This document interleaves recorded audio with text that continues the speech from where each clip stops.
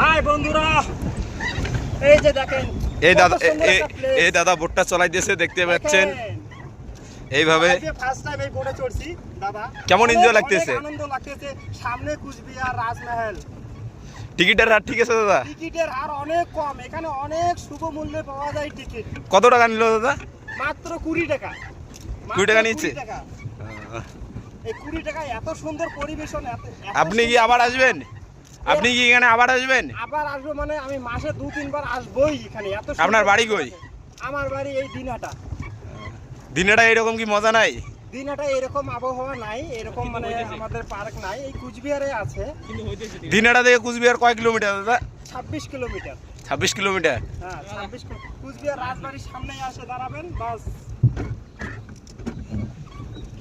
ফিল্মটা ঠিক আছে তো? একদম ভালো প্লেস। দাদা আপনি কিছু বলবেন? না, খুব ভালো লাগতেছে। এখানে চারজন, মোটামুটি আমরা চারজন বন্ধু মিলে আসলে আসছি কুচবিহার পার্কে। রাজবাড়ির পাশেই যে পার্কটা, এখানে আমরা বোটে উঠছি, সবাই মস্তি নিতেছি। সবাই আসবেন। কিরকম আনন্দ লাগলো? খুব ভালো লাগতেছে। এরপরে সময় পেলে হয়তো আবার আসবো।